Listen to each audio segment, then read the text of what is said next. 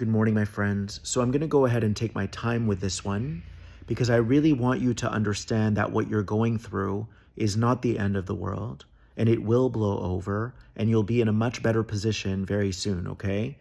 So all of the negative feelings that are coming up for you right now, it can be fear, it can be blame, it can be regret, it can be all kinds of things. These negative feelings, they represent the gap. Follow me here. They represent the gap between where you are and where you're trying to go.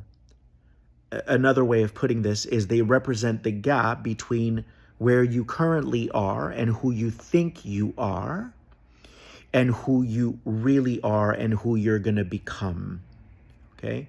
So this gap needs to be there to be bridged so that you can eventually climb, if you will. You're not really climbing, but you're to climb your way to your highest potential. So for instance, let's say that you're struggling with financial issues right now, or let's say that you just went through a breakup and you keep obsessing over why you guys broke up and you wish you could be with them again.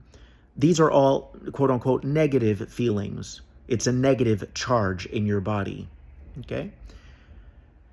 So in order to reach your highest potential, you have to be willing to feel that, because when you feel these emotions, you begin to bridge the gap between where you are and where you want to be.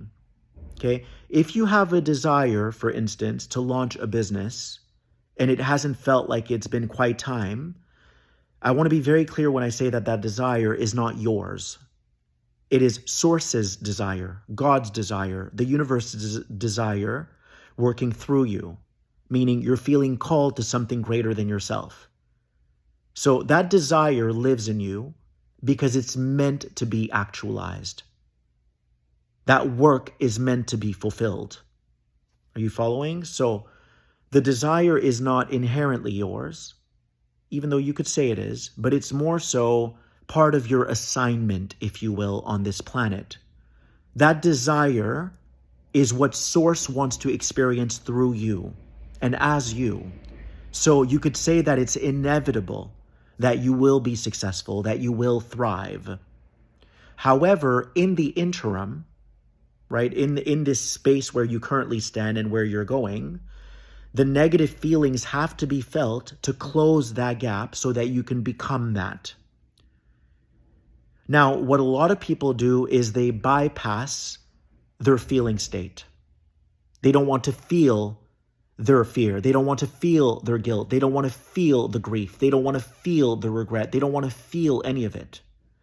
You are none of it, so don't be afraid to feel it.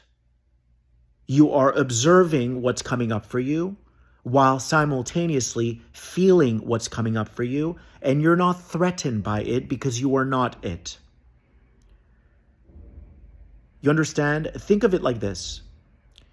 You are the observer that is not in this video game called life. You are playing the video game called life, and the physical self that I'm speaking to right now is the character in the video game. What is the goal of the video game? As the observer of your feelings and as the feeler of your feelings, you are essentially upgrading the character in your video game. You are evolving the human form, the human body that you are encased in as an observer. Does this make sense?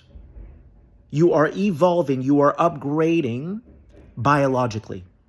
You are upgrading the character in your video game by observing what's coming up for you and being willing to feel it rather than being afraid of feeling. Now, what a lot of people do is they start to panic about their financial situation and they have this knee-jerk reaction, I'm going to go out and get a job. Well, guess what? You just failed. You just missed the upgrade. Not necessarily. It's okay if you want to go get a job for practical reasons, right? So I kind of exaggerated that. But the idea is, do not be a slave to the fear. You're only a slave to the fear because you're not willing to feel it. And when you feel it, you integrate it. You fold it into you. Everything is information. The fear holds information. The shame holds information. Everything is information, and information is energy.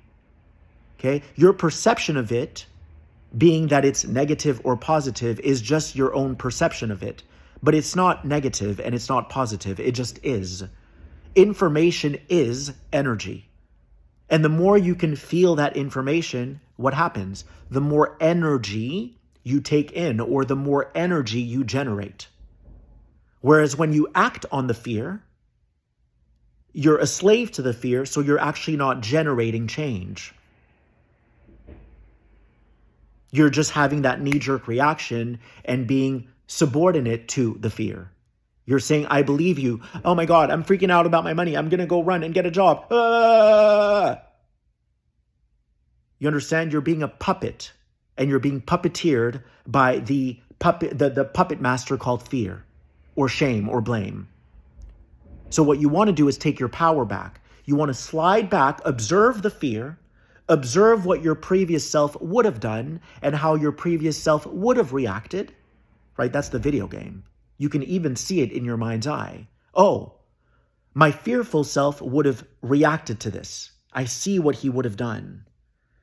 But now I understand that in the video game, he gets killed every time he does that. Meaning he ends up in another situation that he's not happy in, or she's not happy in. Following? So you have to observe your propensities. You have to observe what your character in the video game feels inclined to do, and you don't do it. That is the observer that rewrites the game.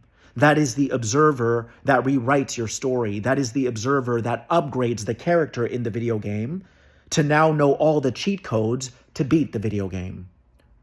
This is how you beat a video game, yeah?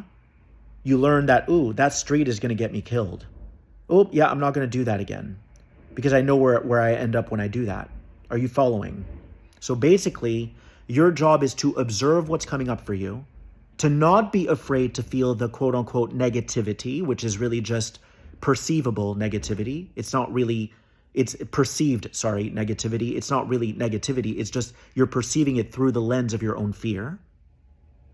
Okay? So you're calling it negative. You're classifying it as negative. It's not. It's just information. And what you do with that information will determine where you end up in the game.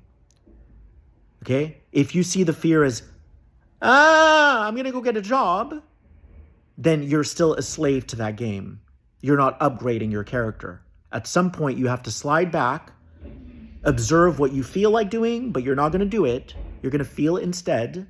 And you're safe to feel because you are not what you're feeling. You understand?